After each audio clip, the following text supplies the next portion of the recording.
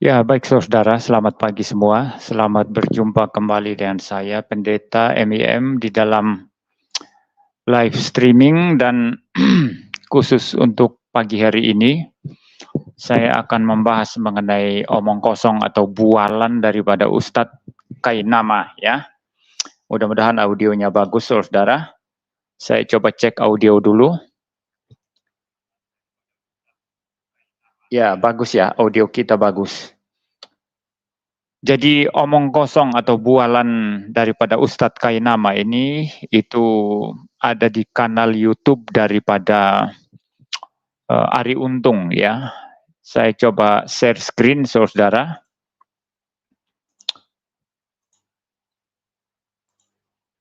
Ya, itu saudara ya. Nah, di kanal YouTube Ari Untung yaitu Cerita Untung, ya. Itu judul videonya adalah Titik Temu Bible dan Al-Quran, ya, part full Ustadz Kainama. Ya, saudara lihat di situ ya, itu ada Kainama, lalu ada Ari Untung di situ ya. Ari Untung ini adalah artis saudara ya, artis yang di dalam pandangan Islam itu yang hijrah ya, begitu ya. Ya baik saudara, begini. Saya tidak peduli dengan masalah di dalam agama orang lain ya, karena itu adalah urusan masing-masing saudara ya. Jadi saya tidak akan membahas tentang agama Islam atau agama lainnya ya. Saya tidak akan mengkritisi kitab agama lain atau teologi agama lain saudara. Karena tugas saya sebagai seorang pendeta Kristen yang berapologetika hanyalah bagaimana saya mempertahankan iman Kristen ketika diserang oleh orang-orang seperti Kainama ini. Dan Kainama ini adalah salah satu mu'alaf yang getol sekali itu menyerang iman Kristen ya. Sama seperti Yahya Waloni dulu ya. Sekarang Yahya Waloni itu sudah nggak ada lagi suaranya ya, sudah sepi ya saudara ya. Sama seperti ya mu'alaf-mu'alaf yang lain seperti Don Ditan ya. Ya, semacam mereka lah saudara yang getol sekali menyerang Alkitab Kristen, getol sekali menyerang iman Kristen saudara. Jadi untuk orang-orang seperti ini, saya sebagai pendeta Kristen berhak untuk memberikan tanggapan balik ya terhadap ocehan, bualan dan omong kosong mereka terhadap Alkitab, terhadap Tuhan Yesus dan terhadap iman Kristen secara umum. Dan juga saudara, saya memiliki protes yang sama ya, memiliki protes yang sama terhadap orang-orang Kristen atau YouTuber Kristen yang hanya sibuk bahas Islam. Nah, YouTuber ini tidak membahas Alkitab, tidak membahas tentang siapa Tuhan Yesus, bagaimana keselamatan di dalam Kristus, bagaimana iman Kristen yang sesungguhnya, apa itu doktrin Trinitas, bagaimana memahami doktrin Trinitas. Mereka tidak membahas itu, tapi sibuk bahas Islam, bahas nabinya orang Islam, bahas kitabnya orang Islam. Maka protes yang sama juga terhadap mereka. Ini orang-orang yang tidak ada kerjaan, saudara. Ini sama kalau di mu'alaf ini ada Kainama, ada Don Ditan ya yang suka usil dengan agama orang lain ya. Di Kristen pun sama, ada YouTuber Kristen yang sibuk hanya bahas Islam, tapi mereka sama sekali tidak paham apa iman Kristen yang sesungguhnya. Ya baik saudara ya. Nah untuk orang-orang usil seperti Kainama ini saudara, saya akan memberikan tanggapan ya bahwa dia di kanal Ari Untung di sini sebetulnya sedang membual. Dia mengatakan bahwa Tuhan Yesus itu adalah pemimpin perang. Yesus itu adalah orang zelot katanya. Ya saudara tahu orang zelot ya. Mereka yang mempunyai pandangan yang agak radikal terhadap pemerintahan Romawi ya saudara ya, dan mereka sebetulnya hanyalah golongan minoritas ya di dalam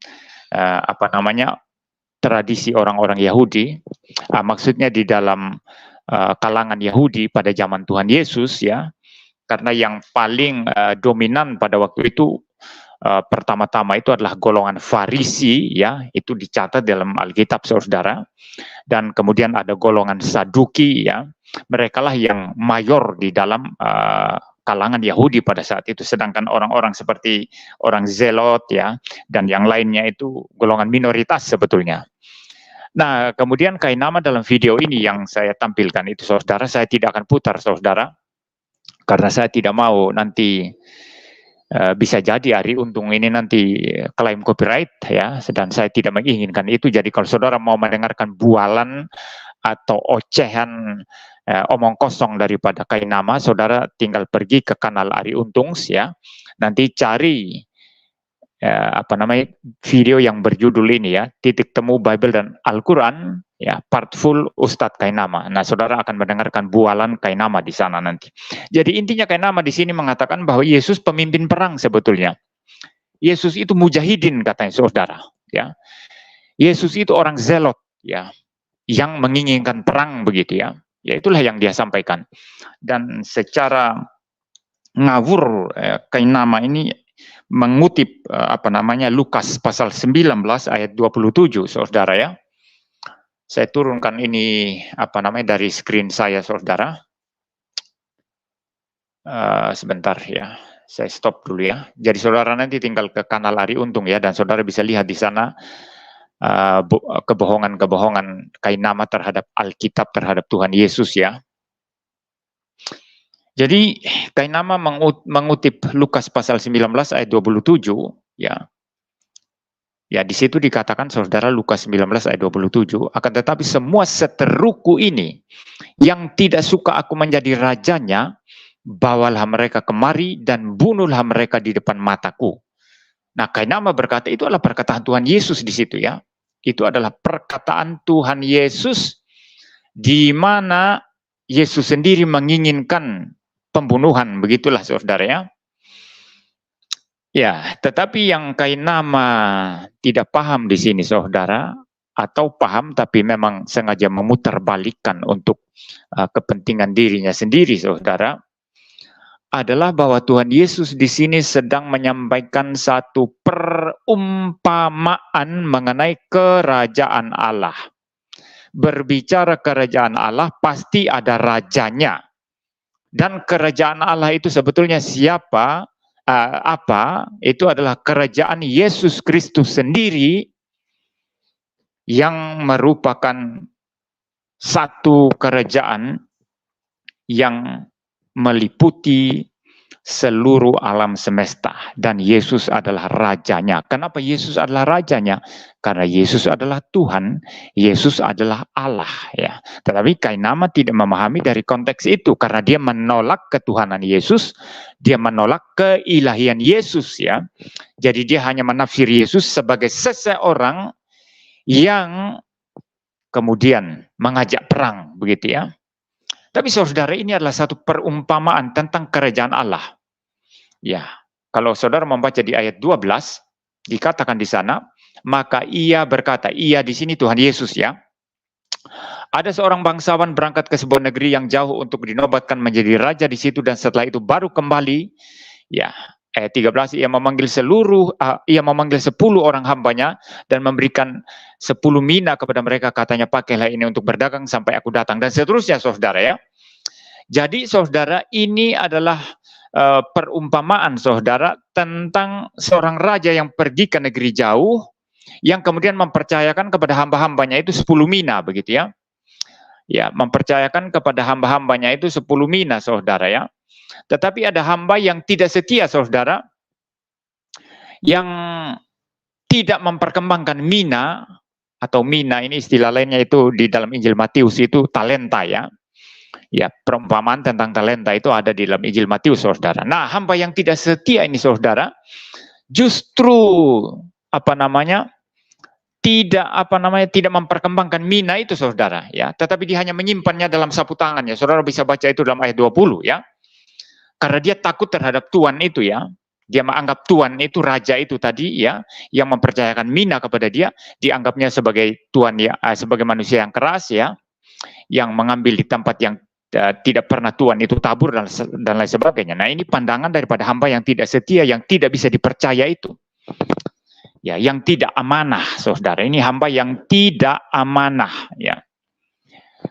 Nah, Tuhan Yesus ini memberikan perumpamaan ini untuk menggambarkan kerajaan Allah, ya, bahwa di dalam kerajaan Allah itu nanti hanya mereka yang menjadi milik Kristus yang dipercayakan perkara-perkara kekal, di mana mereka mengerjakan itu dan bertanggung jawab. Hanya mereka lah yang masuk ke dalam kemuliaan kekal, ke dalam surga kekal, bersama-sama dengan Kristus sebagai Raja Kerajaan Allah. Sedangkan mereka yang menyia-nyiakan anugerah Tuhan, mereka yang menjadi musuh Kristus, mereka akan dimasukkan ke dalam neraka secara kekal. Nah, saudara-saudara, ayat 27 dari pasal 19 ini yang dikutip oleh Kainama itu, ya, itu adalah bagaimana Tuhan Yesus Kristus Raja alam semesta itu menghukum semua seteru-seterunya. Jadi apa masalahnya di sini? Apakah Yesus mengajak perang? Bukan. Tetapi konteksnya Yesus adalah Tuhan. Yesus adalah Raja segala sesuatu. Pada akhirnya nanti Dia memasukkan ke surga orang-orangnya yang percaya kepada Dia dan memasukkan ke neraka orang-orang yang menolak Dia, yang membenci Dia. Itu maksudnya di sini, saudara. Jadi Yesus tidak mengajak perang di sini.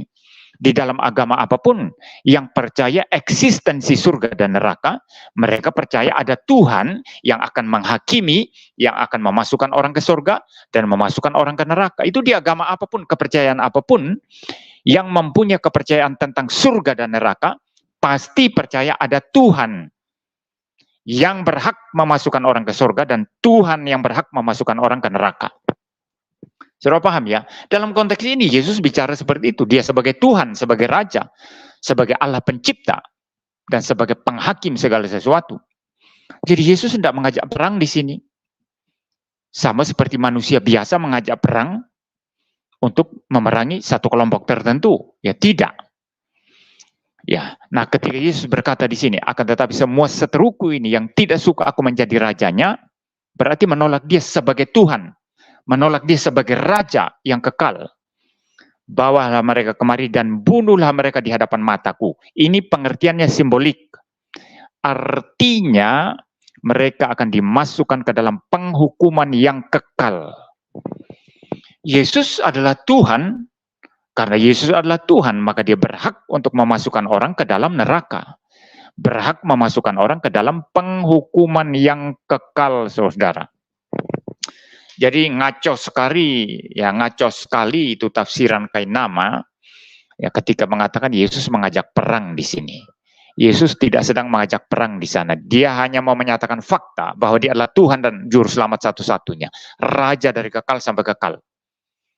Dan nanti mereka yang memusuhi Dia akan dimasukkan ke dalam neraka secara kekal. Itu yang dimaksud Tuhan Yesus di sana, ya.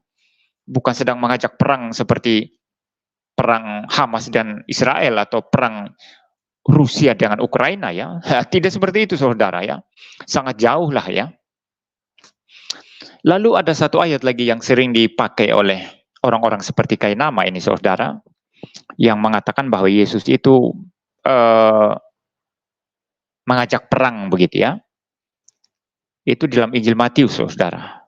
Injil Matius 10 ayat 34, ya. Jangan kamu menyangka bahwa aku datang untuk membawa damai di atas bumi. Aku datang bukan untuk membawa damai, melainkan pedang. Ya, saudara-saudara, mencomot ayat ini terlepas dari konteks, terlepas dari ayat-ayat sebelum dan ayat-ayat sesudahnya, itulah satu kengawuran yang luar biasa, ya. Dan Kainama dan orang-orang semacamnya itu adalah orang-orang yang ngawur, yang suka comot-comot ayat Alkitab untuk ditafsir sesuka hati mereka, seenak udel mereka, lalu kemudian dipakai untuk menyerang Kristen, ya. Membaca Alkitab tidak seperti itu, saudara. Kita harus melihat baik-baik konteks apa Tuhan Yesus bicara di sini. Dia sedang berbicara bahwa kedatangannya ke dalam dunia ini akan memisahkan orang. Satu kelompok akan percaya kepada dia, menjadi pengikutnya. Dan kelompok yang lain akan menjadi orang-orang yang menolak dia, yang memusuhi Yesus. Nah, kalau kita membaca lanjutan ayat 34 ini sangat jelas di sana, saudara ya. Saya membaca ulang ya, dari ayat 34 dan seterusnya. Jangan kamu menyangka bahwa aku datang untuk membawa damai di atas bumi. Aku datang bukan untuk membawa damai, melainkan pedang. Sebab aku datang untuk memisahkan orang dari ayahnya, anak perempuan dari ibunya, menantu perempuan dari ibu mertuanya, dan musuh orang ialah orang-orang seisi rumahnya. Sangat clear di sini. Pedang yang dimaksud itu bukan pedang harafiah, ya. Lalu Yesus mengajak perang. Tapi bahwa kedatangannya di dunia ini akan memisahkan orang yang percaya dengan yang tidak percaya. Bahkan dalam satu keluarga akan terpisah antara mereka yang percaya Yesus, ya anggota keluarga yang percaya Tuhan Yesus sebagai Tuhan dan Juru Selamat mereka, dan mereka yang tidak percaya kepada Tuhan Yesus. Terjadi pemisahan di sana, saudara. Jadi bukan maksudnya pedang itu pedang harafiah, lalu Yesus mengajak orang-orang untuk berperang. Ini tafsiran yang sangat ngaco sekali ya, kalau mengatakan Yesus mengajak perang di sini. Ini maksudnya pemisahan. Ya, ini maksudnya pemisahan antara yang percaya dan yang tidak percaya. Saudara kalau membaca lanjutan ayat 37 dikatakan di sana, barang siapa mengasihi bapaknya atau ibunya lebih daripadaku, ia tidak layak bagiku. Dan barang siapa mengasihi anaknya laki-laki atau perempuan lebih daripadaku, ia tidak layak bagiku. Artinya Yesus di sini memisahkan antara mereka yang mengikuti dia, mengasihi dia, dengan mereka yang tidak percaya dan tidak mengasihi dia. Ya, mereka yang lebih mementingkan hal-hal yang ada di dalam dunia ini, saudara. Yesus berkata mereka tidak layak menjadi pengikutku. Dalam konteks ini Yesus bicara pemisahan. Maka dia datang untuk memisahkan orang-orang dalam satu keluarga. Ada yang percaya, ada yang tidak percaya. Iman mereka terpisah. Yang percaya adalah milik Kristus, yang tidak percaya bukan milik Kristus. Dalam konteks ini Yesus bicara pedang, ya itu artinya pemisahan antara mereka yang beriman dan yang tidak beriman. Sangat bodoh sekali kalau menafsir ayat ini lepas dari konteks lalu mengatakan Yesus mengajak orang Kristen angkat pedang lalu berperang secara harafiah. Ini adalah kebodohan yang luar biasa. Ya baik saudara ya, jadi saudara kalau melihat juga ayat-ayat sebelumnya, itu Tuhan Yesus berbicara tentang penganiayaan saudara ya. Ya, ayat 16 dikatakan, lihat aku mengutus kamu seperti domba ke tengah-tengah serigala. Sebab itu hendaklah kamu cerdik seperti ular dan tulus seperti merpati. Jadi aku mengutus kamu seperti domba di tengah-tengah serigala. Mengikuti Yesus itu tidak gampang, susah saudara. Akan dimusuhi, akan dibenci oleh banyak orang. Akan diejek dan dihina oleh banyak orang. Dalam konteks ini, ada pemisahan antara pengikut Kristus dan yang bukan. Dan pengikut Kristus pasti melalui kesulitan-kesulitan. Mereka mungkin mengalami penganiayaan, penderitaan, kesulitan, dan lain sebagainya. Tapi Yesus berkata, aku mengutus kamu di tengah-tengah serigala. Ya, jadi di tengah-tengah kesulitan, saudara. Ya, orang-orang akan membenci pengikut Kristus, ya, oleh karena nama Yesus, ya itu ada di ayat 22.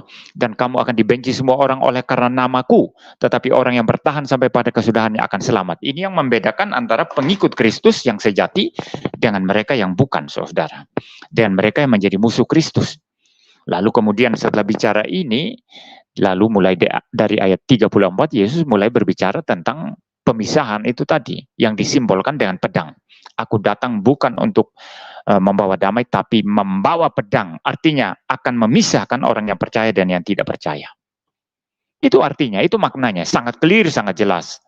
Sangat bodoh sekali kalau menafsirkan ayat Matius 10 ayat 34 ini sebagai Yesus mengajak orang Kristen berperang, ambil pedang lalu berperang. Ini adalah satu kebodohan. Dan Petrus pernah melakukan itu ya. Kebodohan semacam ini pernah Petrus lakukan. Ya. Tapi Yesus kemudian mengatakan, sarungkan pedangmu, Petrus. Petrus sempat mengambil pedang lalu memotong itu telinga Malkus, seorang hamba atau pegawai daripada itu imam besar, ya. Tapi Yesus berkata, sarungkan pedangmu, Petrus. Karena Yesus tidak sedang mengajak perang di sana. Ya, orang Kristen itu pertempurannya bukan pertempuran jasmania, angkat pedang, angkat pistol, senjata lalu berperang atau berkelahi. No. Yesus justru berkata, kasihilah musuhmu dan berdoalah bagi mereka yang menganiaya kamu. Peperangan orang Kristen adalah peperangan rohani, melawan roh-roh jahat di udara, melawan ajaran-ajaran sesat. Seperti saya ini sekarang memberikan tanggapan terhadap ocehan Kainama yang seenak udelnya itu mengobok-obok kitab sucinya orang Kristen. Ya, seenak udel dia ya mengobok-obok kitab suci orang Kristen, memberi makna sesuai dengan sekehendak hati dia, saudara. Nah, saya sedang memberikan tanggapan, meluruskan itu, bahwa apa yang merupakan tafsirannya itu adalah sesuatu kekonyolan. Dan saya sedang berperang secara rohani di sini. Bukan ambil pedang secara harfiah lalu membunuh, ya. Maka kekristenan yang sejati, perhatikan saya baik-baik. Kekristenan yang sejati tidak pernah menyetujui, tidak pernah mengkonfirmasi dan menyetujui perang salib yang pernah terjadi antara Kristen dan Islam. Kekristenan yang sejati mengatakan itu adalah perang yang tidak benar dan tidak Kristiani. Tidak ada Yesus Kristus menyuruh pengikutnya untuk berperang secara harfiah, ya, pakai pistol, pakai nuklir, pakai rudal, ya, pakai roket, ya, seperti Israel berperang dan Hamas, ya.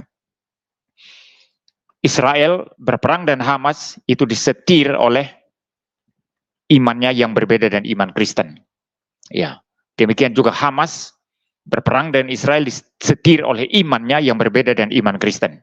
Kalau iman Kristen itu sengketa apapun selesaikan dengan damai, selesaikan dengan cara damai, ya, dan cara cinta kasih. Itu cara Kristen. Tidak ada pakai pedang, saudara. Maka Kainama melakukan satu hal yang merupakan isapan jempol adanya, ya, di sini, saudara, ya. Jadi saya pikir itu, ya, yang saya bisa berikan tanggapan. Saudara nanti bisa ke kanal YouTube Cerita Untungs, ya, Cerita Untungs. Ini kanal YouTube daripada Ari Untung, ya, seorang artis, saudara. Dan saudara lihat di sana nanti bagaimana Kainama mengoceh di sana, saudara. Ya, karena mereka memang seperti ada privilege, saudara, ya, boleh menghina-hina iman Kristen, boleh mengobok-obok iman Kristen, tapi tentu tidak akan ditangkap polisi, saudara, ya. Kalau saya melakukan hal yang sama terhadap agama lain, sudah pasti saya berurusan dengan polisi, saudara. Tapi saya tidak akan melakukan itu karena panggilan apologetika Kristen itu bukan menghina agama lain, bukan menjelek-jelekan agama lain, bukan membahas kitab orang lain, bukan membahas nabi orang lain, tapi memberi pembelaan terhadap serangan-serangan terhadap iman Kristen, terhadap Alkitab Kristen, terhadap teologi Kristen. Saya selalu siap memberikan jawaban. Tetapi kalau disuruh menyerang agama lain, maafkan saya tidak pernah dipanggil oleh Tuhan Yesus untuk melakukan itu. Dan Alkitab Kristen yang saya percaya, teologi Kristen yang saya percaya, tidak pernah memerintahkan untuk melakukan hal yang sangat rendah semacam itu. Jadi apa yang dilakukan Kainama ini, ya, menyerang-nyerang iman Kristen, ya, mengobok-obok Alkitab Kristen seenak udel dia, itu adalah hal yang sangat rendah. Satu hal yang sangat remeh dan sangat rendah. Demikian juga dengan YouTuber-YouTuber Kristen yang hanya sibuk menyerang Islam, hanya sibuk bahas Quran, hanya sibuk bahas nabinya orang Islam. Mereka sedang melakukan hal yang sangat rendah sekali. Saya tidak pernah kompromi terhadap kedua kelompok ini, ya. Ya, entah kelompok mu'alaf seperti Kainama yang terus mengobok-obok iman Kristen, maupun kelompok orang-orang Kristen tertentu yang terus secara membabi buta membahas kitabnya orang Islam, membahas nabinya orang Islam. Itu bukan spirit Kristen. Spirit Kristen adalah kalau ada orang yang menyerang, kita memberikan pembelaan iman. Tetapi kita tidak akan melakukan satu ejekan atau merendahkan iman yang lain. Ya, ini yang selalu saya lakukan, saudara.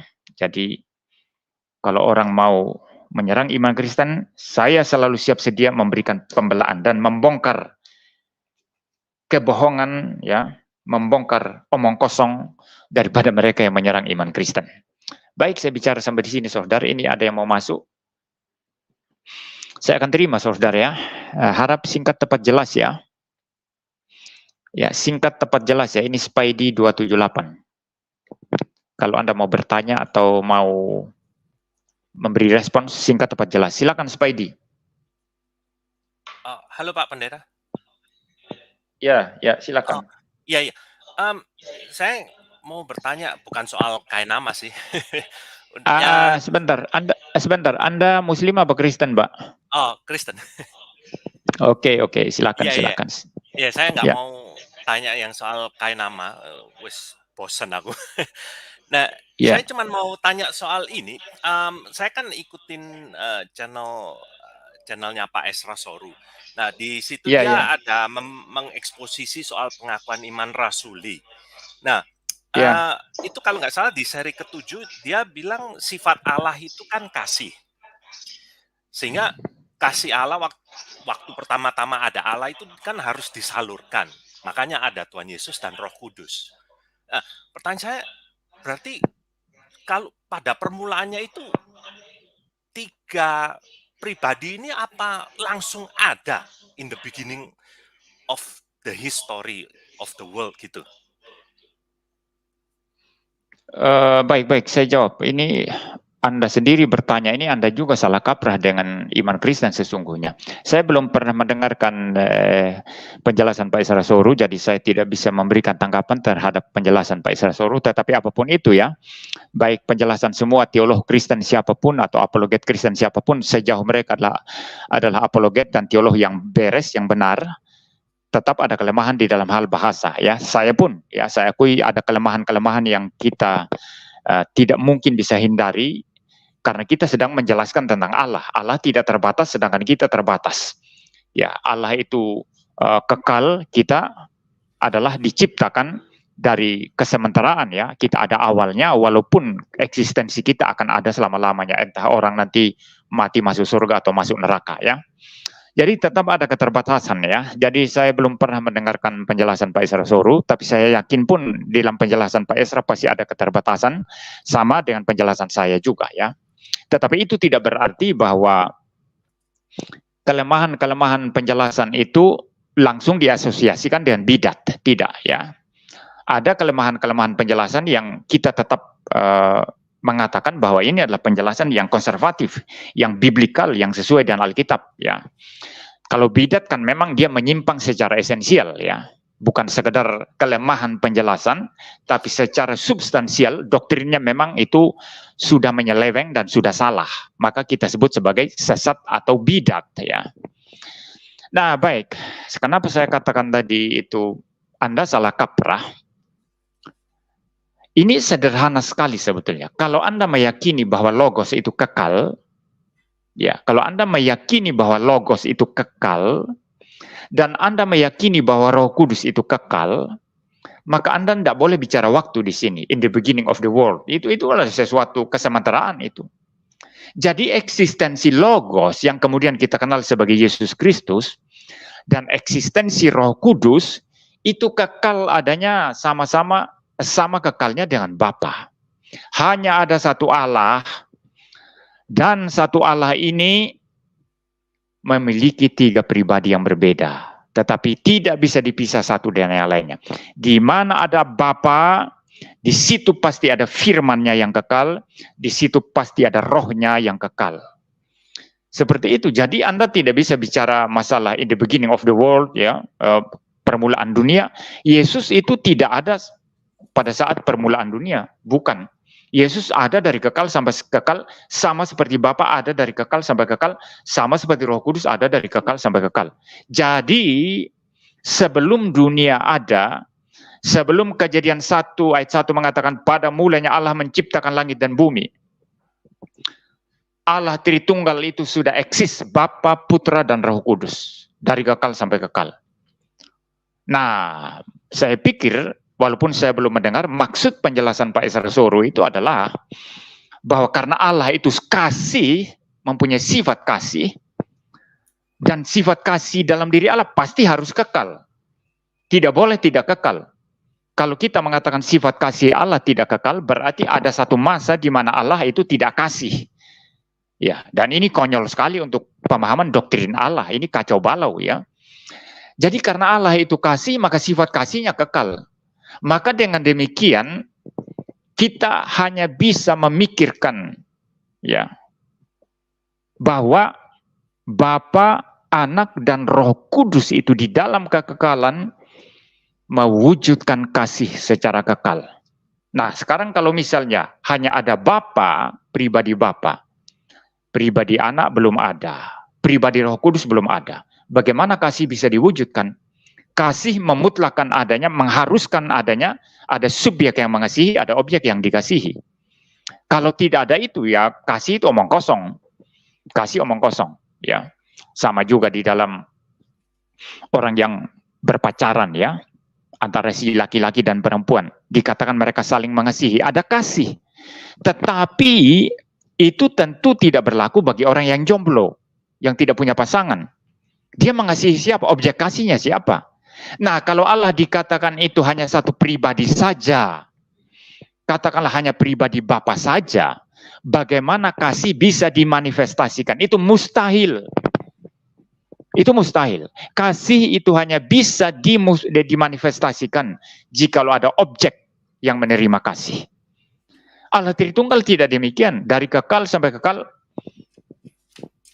pribadi Bapa, Anak, Roh Kudus itu sudah eksis secara kekal, maka kasih itu sempurna di dalam dirinya. Bapa bisa menjadi subjek yang mengasihi, Anak dan Roh Kudus menjadi menjadi objek penerima kasih. Sebaliknya Anak bisa menjadi subjek yang mengasihi, Bapa menjadi objek yang dikasihi, Roh Kudus juga demikian dan lain sebagainya. Ya.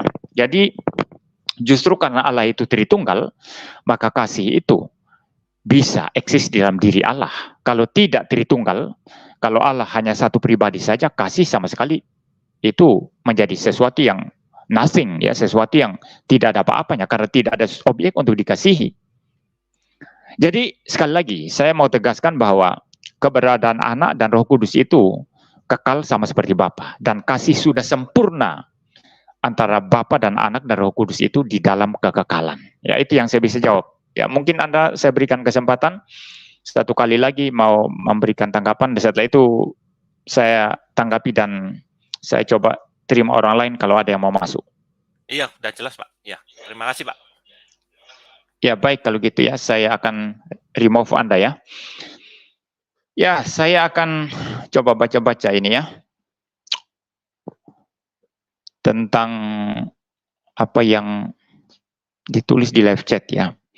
Sebetulnya saudara, apologetika saya ini ya permainannya di sini sih sebetulnya ya. Argumentasi yang saya sampaikan ini tadi termasuk saya pikir yang dijelaskan oleh Pak Esra Soro di dalam video yang saya belum pernah dengar ya. Ya, itu juga sama ya. Nah, ini argumentasi model begini ini adalah argumentasi presuposisi ya, dan saya lebih tertarik berargumentasi semacam ini. Ini argumentasi filosofis namanya. Jadi kalau Allah kita itu betul-betul kita anggap Allah yang benar, berarti kita bisa menjelaskan tentang keberadaan kasih di dalam dirinya, kita bisa menjelaskan keberadaan keadilannya dengan cara yang seperti saya tadi, tidak abstrak ya, tapi real. Mengapa Allah Kristen disebut kasih? Sifatnya kasih, dan sifat kasih itu kekal. Karena kalau tidak kekal, berarti ada waktu di mana Allah tidak mengasihi. Dan ini bukan Allah sama sekali yang seperti itu. Ya, nah maka jawabannya Allah Tritunggal itu sangat sempurna. Ya, Bapa, Anak dan Roh Kudus itu ada secara kekal, eksis secara kekal. Ketiga pribadi di dalam diri satu Allah Tritunggal itu eksis secara kekal. Maka kasih bisa diwujudkan secara sempurna, secara kekal di dalam diri Allah yang demikian. Ya. Tapi orang-orang yang menyerang-nyerang iman Kristen, ya tunjukkan saja sebetulnya bagaimana rasional, bagaimana intelligibility-nya daripada Allah. Allah yang mereka percaya, ya itu saja sebetulnya ya kalau menurut saya ya. nggak perlu debat-debat ayat-ayat teks-teks kitab suci masing-masing. Loh, itu kan sesuai dengan tafsiran masing-masing. Tafsiran itu bisa diputar balik, saudara. Ya, itu menjadi debat yang sama sekali membosankan. Kalau kita berargumentasi secara filosofis, kita bisa betul-betul logis di sana, bisa betul-betul menerapkan sesuatu yang kita sebut sebagai apa yang disebut masuk akal, apa yang disebut sebagai intelligibility atau dapat dipahami dan lain sebagainya.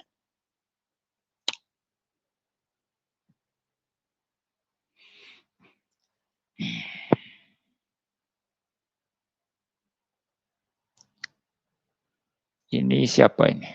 Basic English with Rifki. Berbicara tentang Allah berarti bahwa Allah itu tidak punya hari kemarin, past atau besok, future. Segala sesuatu terpampang secara present. Ya, betul. Bahkan sebetulnya istilah present pun itu tidak terlalu tepat menggambarkan Allah. Tapi kita hanya bisa bicara present ya kalau menggambarkan kekekalan. Karena keterbatasan bahasa manusia ya. Ya, jadi Allah itu jangan dibayangkan punya masa lalu, punya masa sekarang, masa akan datang. Allah tidak ada proses. Yang berbicara masa lalu, masa sekarang, masa akan datang itu melibatkan satu proses ya. Satu proses ya. Satu proses untuk menjadi. Allah tidak demikian. Allah itu sempurna dari kekal sampai kekal ya. Pengetahuannya sempurna, kemahakuasaannya sempurna, semua sudah penuh, tidak perlu ditambah, tidak perlu dikurang. Jadi Allah tidak punya hari kemarin, hari ini, hari besok ya. Allah itu semuanya itu sama dan tetap ya di dalam mata Allah ya. Tidak ada yang rahasia, tidak ada sesuatu yang masih misteri dalam diri Allah. Semuanya sama, tetap utuh ya.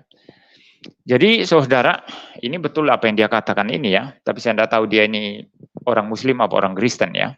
Tapi dari aspek doktrin Allah ini pernyataannya benar ini. Nah, ini ada pertanyaan yang provokatif ini ya. Dari murid ceria.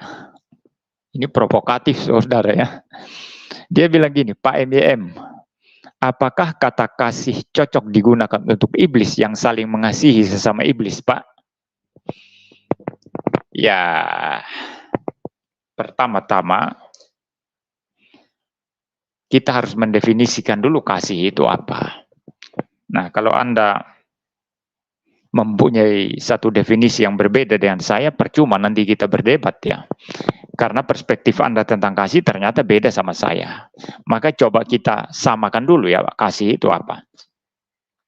Nah, sebagai orang Kristen ya saya kembali kepada Alkitab saja ya. Mendefinisikan kasih seperti apa. Saya buka sekarang ya. Ya, kasih itu apa ya menurut Alkitab ya. Waduh, maaf ya, ini internet kok agak sebentar. Saya coba ini ya, internet saya ini agak gangguan ini saudara ya. Ya, sebentar ya.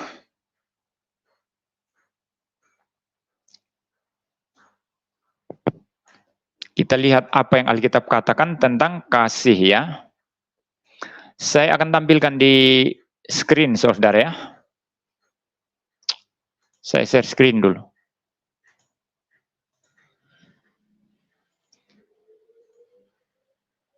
Ya, mudah-mudahan sudah muncul ya. Nah, di situ dikatakan sekalipun aku dapat berkata-kata dan semua bahasa, ini Paulus ya, saudara ya. Manusia dan malaikat, tetapi jika aku tidak mempunyai kasih, aku sama dengan gong yang berkumandang dan canang yang gemerincing. Ya, begitu ya. Jadi kasih itu ternyata harus ada kondisinya, saudara. Tidak sembarang karena hanya emosi ya yang meluap atau bergerak lalu orang mengatakan aku mengasihi, tapi ternyata tidak ada kondisinya. Tapi Paulus di sini bicara kondisi. Ya, jadi bukan sekedar ngomongan yang keluar dari mulut, aku cinta engkau, aku mengasihi engkau, yang hanya lahir dari luapan emosi semata-mata. No, ya. Jadi kondisinya apa? Paulus jelas di sini bicara ayat 2. Sekalipun aku mempunyai karunia untuk berbuat dan aku mengetahui segala rahasia dan seterusnya ya. Sekalipun memiliki iman yang sempurna dan seterusnya ya.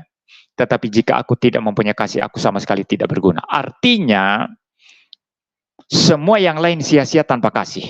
Ini pertama ya. Engkau pintar, engkau bisa khotbah, engkau banyak talenta, banyak karunia rohani yang bisa engkau tampilkan. Kalau tidak punya kasih, semua sia-sia, tidak ada guna. Lalu ayat 3, dan sekalipun aku membagi-bagikan segala sesuatu padaku, bahkan menyerahkan tubuhku untuk dibakar, tetapi jika aku tidak mempunyai kasih, sedikit pun tidak ada faedahnya bagiku. Ini artinya apa? Kasih itu bukan sekadar hanya bagi-bagi makanan, saudara. Ya, bahkan bakar tubuh pun, menyerahkan tubuh untuk dibakar pun. Paulus bilang kalau tidak ada kasih, tidak ada guna. Artinya kasih tidak hanya sekadar perbuatan. Hati-hati kamu yang selalu bilang perbuatanmu mana, kasihmu mana, perbuatanmu. Seolah-olah kasih hanyalah perbuatan. Ini yang selalu digaung-gaungkan oleh Paul Zhang itu ya. Waktu kami debat kemarin, saudara, masalah apakah Allah Israel dengan Kristen itu sama, dia menyerang-nyerang saya dan mengatakan Muri Walid beda dia, Yesusnya dan saya memang beda. Dia Yesusnya kan Yesus bidat ya, dan saya Yesus yang Alkitabiah. Ya, Yesus yang merupakan pribadi kedua Allah Tritunggal. Nah, Paul Zhang mengatakan ciri Kristen sejati itu adalah bagaimana bagi-bagi makanan, berbuat baik, berderma ya. Muri Walid sudah berderma belum? Paulus justru berkata di sini, sekalipun kamu berderma, bahkan tubuhmu pun kamu beri diri untuk dibakar. Kalau tidak ada kasih, tidak ada guna. Berarti kasih tidak hanya masalah membagi-bagi apa yang kamu punya. Karena bisa saja kamu membagi-bagi yang kamu punya, tapi kamu tidak punya kasih. Ya, jadi mulai ayat 4, Paulus berkata di sini, kasih itu sabar. Nah, saya katakan dan pertanyaan murid ceria ini tadi ya. Pak MM, apakah kata kasih cocok digunakan untuk iblis yang saling mengasihi sesama iblis, Pak? Nah, pertanyaan saya, iblis sabar enggak iblis? Ya, silakan saya dijawab sendiri ya. Kasih itu murah hati. Nah, pertanyaan saya, iblis murah hati enggak? Iblis murah hati enggak? Ya. Ia tidak cemburu. Nah, iblis ini suka cemburu atau tidak cemburu? Ia tidak memegahkan diri dan tidak sombong. Nah, iblis rendah hati atau sombong? Dari sedikit indikator atau kondisi yang Paulus bicarakan di sini saja, itu semua tidak cocok dengan iblis. Ini semua tidak cocok dengan iblis. Iblis itu tidak murah hati, saudara. Perhatikan baik-baik. Iblis itu tidak murah hati. Iblis itu tidak sabar, saudara. Kalaupun dia sabar, itu ada mau-maunya. Kalau ada mau-maunya, itu bukan kesabaran yang benar. Itu kesabaran yang palsu, ya. Iblis itu identik dengan kesombongan, ya, memegahkan diri, itu iblis. Maka kalau ada orang Kristen suka sombong, semua disombongkan, padahal sebetulnya nggak layak disombongkan, semua disombongkan, dia lebih mengimitasi iblis daripada Yesus. Ya, saudara paham ya? Ia tidak melakukan yang tidak sopan dan tidak mencari keuntungan diri sendiri. Iblis jauh dari ini. Iblis itu tidak pernah sopan. Saudara lihat pengikut iblis di night club? Saudara lihat pengikut iblis di night club ya, nari telanjang-telanjang itu. Itu sopan apa enggak? Itu sebab saya sendiri mengkritik gerakan karismatik keras sekali. Khususnya yang ekstrim. Ya, khususnya yang ekstrim. Yang jingkrak-jingkrak, rebah-rebah di lantai, guling-guling di lantai. Ada ibu-ibu yang sampai roknya tersingkap. Ini pekerjaan setan, ini bukan pekerjaan Roh Kudus. Sekali lagi, ini pekerjaan setan, ini bukan pekerjaan Roh Kudus. Iblis itu tidak pernah sopan, saudara.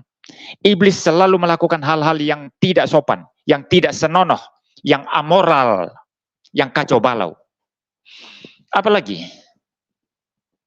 Ya, ia tidak pemarah. Nah, iblis itu murka terhadap orang yang mengikuti Kristus. Itu sebabnya orang-orang ini yang dikuasai setan ini, dikuasai iblis, mereka menganiaya orang Kristen, mereka bakar gereja dan lain sebagainya. Mereka dikuasai setan.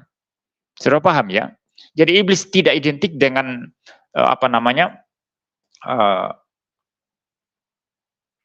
orang yang sabar dan tidak pemarah ya.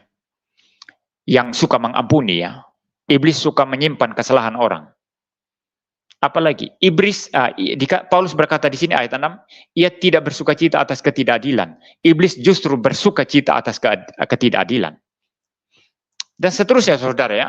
Jadi dari semua karakteristik yang saya gambarkan ini, saudara, iblis itu sama sekali tidak memenuhi syarat-syarat yang dipakai oleh Paulus di sini untuk menggambarkan kasih yang sejati.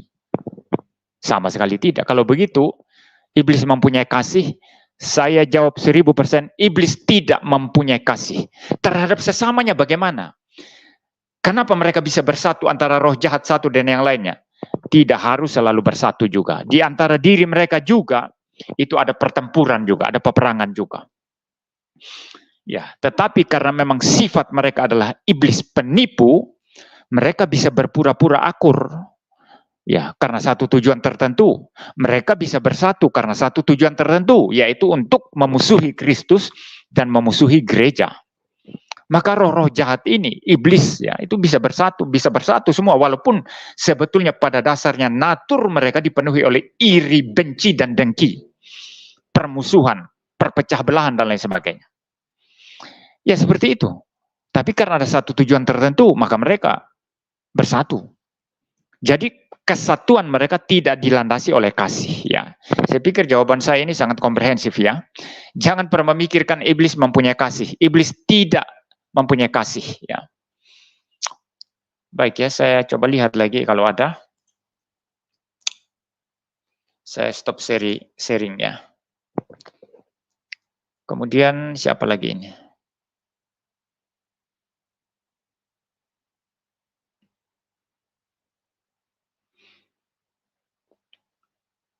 Ya, kalau tidak ada saya tutup aja saudara ya.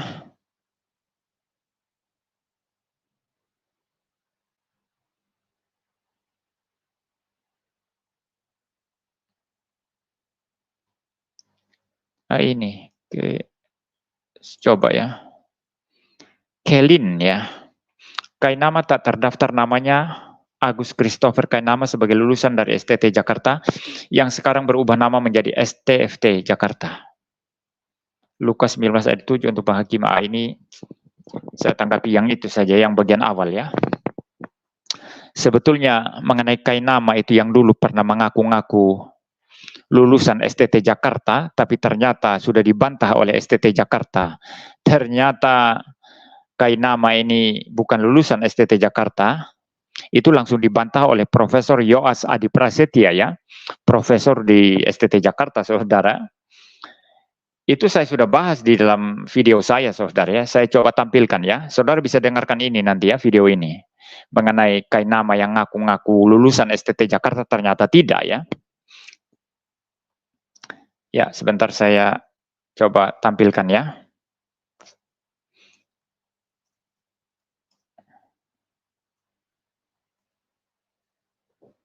Ya, mudah-mudahan saya bisa cepat menemukan. Ya, ini. Saya coba tampilkan ya, sebentar.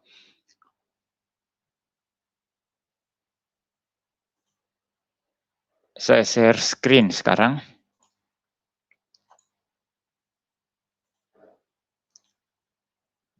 Ya, sebentar, ini masih ada iklan saudara ya. Tunggu saya lewati dulu iklannya. Saudara, ya, saya itu saudara pernah membaca satu list atau daftar daripada ini video lama saudara ya. Saudara lihat kualitas videonya jelek sekali ya. Mereka ini cukup banyak ya. Kualitas videonya jelek sekali ya, buram ya. Tapi ini tanggapan saya terhadap Kainama yang mengaku-ngaku lulusan STT Jakarta saudara. Dan itu sekitar 3 tahun lalu atau 4 tahun lalu ya ini ya. Saya tahun 2020 ini. Ya, sekitar 3 tahun lalu ya. Dan ditonton oleh 80.000 lebih orang ya. 80.000 lebih orang ya. 50-an lebih orang. Jadi video-video saya waktu dulu-dulu saudara, itu penontonnya bisa 100.000, 200.000, 300.000, ada yang jutaan juga ya, yang menanggapi siapa namanya Ustadz Abdul Somad itu ditonton oleh sekitar 3,7 juta orang ya. Pak Esra Soru dulu jutaan itu yang menonton. Tapi setelah YouTuber Kristen yang ngaco-ngaco ini, yang suka hanya bahas Islam, tapi pengetahuan teologi Kristen mereka sangat-sangat minim, dan bahkan kebanyakan di antara mereka adalah orang-orang Oneness Pentecostalism, dan tentu saja sesat. Dan orang Kristen itu banyak yang bodoh, lebih memilih mendengarkan mereka yang tidak belajar daripada yang sungguh-sungguh belajar. Seperti Pak Isra Soru, seperti saya, seperti Pak Deki. Maka kalau ada yang mengatakan Pak Isra Soru itu adalah pendeta yang bukan apologet, hanya pendeta persepuluhan, itu orang yang ngawur sekali itu. Apologet terbesar dari segi jumlah pendengar, dari segi jumlah subscriber YouTube, itu pendeta Isra Soru. Saya coba tampilkan sekarang ya saudara ya. Saya perlu sedikit bahas ini saudara, karena apa namanya, ini apologetika Kristen ini sangat-sangat terdegradasi oleh orang-orang yang tidak bertanggung jawab ini, yang tidak belajar Alkitab sungguh-sungguh, tapi asal mangap di YouTube saudara. Asal mangap di YouTube ya. Ya, jadi saya coba tampilkan kanal Pak Isra Soru ya. Supaya saudara jangan ditipu oleh orang-orang yang suka besar mulut itu ya, merasa diri mereka apologet besar ya. Ya, merasa diri mereka apologet hebat ya, padahal mereka itu tidak ada apa-apanya saudara. Nah itu Pak Isra Soru itu, saudara lihat itu jumlah subscribernya itu tampil di situ. Ini saya turunkan dulu Kelim ya. Kelin ya. Saudara lihat ya di situ ya, itu subscribernya saudara itu 457.000 subscriber. 457.000. Saudara coba bandingkan dengan mereka yang asal mangap, baru muncul kemarin langsung kelihatan hebat sekali, padahal ngawur sekali teologinya. Itu subscriber mereka paling 20.000, 30.000, 40.000. Ya, jarang yang di atas 100.000. Yang ngaco-ngaco, yang bidat, ya yang ajarannya sesat yang di atas 100.000 itu ada ya. Tetapi yang keluar-keluar di medsos ini menganggap diri mereka apologet itu hebat sekali, itu subscriber kan kecil sekali.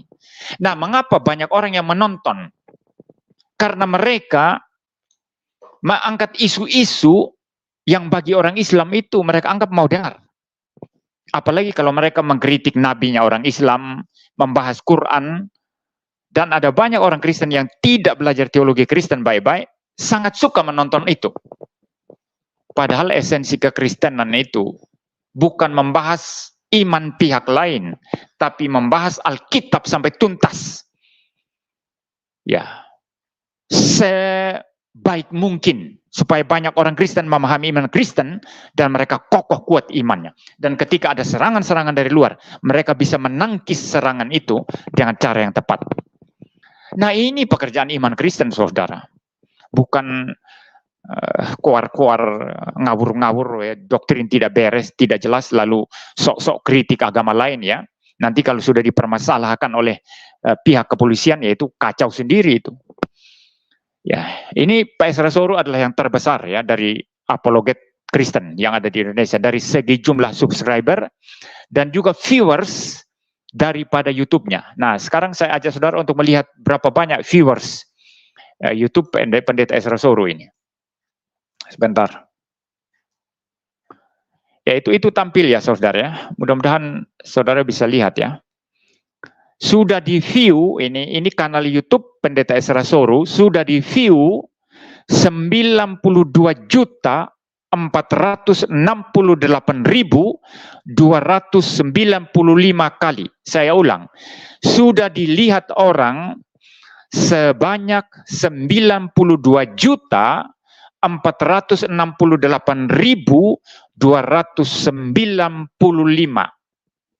kali. Raksasa sekali ini kanal ya saudara. Maka kalau ada orang yang mengatakan Isra Soru itu anak kemarin sore itu orang goblok gitu. Itu banyak YouTuber Kristen itu orang goblok gitu ya saudara ya. Saya tidak usah sebut nama lah saudara, tapi orang-orang ini tidak bagus ya. Menyerang kita yang sungguh-sungguh belajar ya. Ya, padahal mereka nggak ada apa-apa saudara. Tanggapan-tanggapan mereka nggak ada yang sampai jutaan. Tanggapan-tanggapan mereka terhadap Islam itu tidak ada yang sampai jutaan ya. Karena memang mereka hanya ya tujuan memaki-maki saja, merendahkan, melecehkan saja. Tidak berbeda dengan Kainama. Apa yang dilakukan Kainama dengan Yahya Waloni, ya, dengan Donditan dan yang semacam itu, dilakukan secara sama oleh YouTuber Kristen ini. Maka saya anggap mereka apologet abal-abal mereka itu. Ya, apologet abal-abal itu. Ya. Nah, kalau saya saudara, saya punya tanggapan terhadap siapa? Ustadz Abdul Somad, saudara. Itu ditonton sekitar 3,7 juta kali. Nah ini, video yang ini, yang paling atas ini, saya tampilkan ya. Tanggapan singkat saya terhadap Abdul Somad, saudara ya. Itu, ditonton sekitar 3,7 juta kali. Saya belum pernah melihat itu, ya khusus di YouTube ya. Itu mereka YouTuber asal mangap itu. Yang kemudian menghina-hina kami ini ya, seperti Pak Esra Soru, Pak Deki, saya yang sungguh-sungguh belajar. Dulu ada almarhum Pak Mangapul ya. Ya, saya tidak lihat mereka bisa seperti itu. Kalau Pak Esra itu banyak sekali tanggapan terhadap Zakir Naik itu makanya raksasa sekali itu kanalnya. Ya, tapi ya susah. Maka ini peperangan kita, peperangan yang luar biasa ini. Serangan dari luar, ada pelemahan dari dalam, dari apologet yang ngaku apologet tapi sebetulnya tidak. Ya banyak kacaunya doktrinnya itu ya. Itu sangat berbahaya, saudara. Tetapi apapun itu, orang-orang seperti saya akan terus mengerjakan tugas apologetika ini, saudara ya. Entah yang lihat sedikit atau banyak, itu tidak urusan, saudara ya. Kita tetap mengerjakan itu. Cuma kalau ada orang yang klaim-klaim yang baru muncul kemarin itu ya, lalu viral, lalu menganggap diri mereka apologet ya, lalu kemudian menghina-hina kami yang sudah sangat lama bermain di dalam dunia apologetika, ini kacau sekali, saudara. ini sangat kacau, saudara. Saya ketawain aja ya. Ya, karena ada orang yang menghina Pak Esra Soru itu, saudara. Saya tidak sebut nama ya. Ini ngawur sekali, saudara ya. Ngawur sekali. Ya baik, saya pikir itu, saudara ya. Saya sudahi saja live streaming kali ini. Sampai ketemu dengan saya di dalam live streaming selanjutnya, saudara. Tuhan memberkati kita sekalian.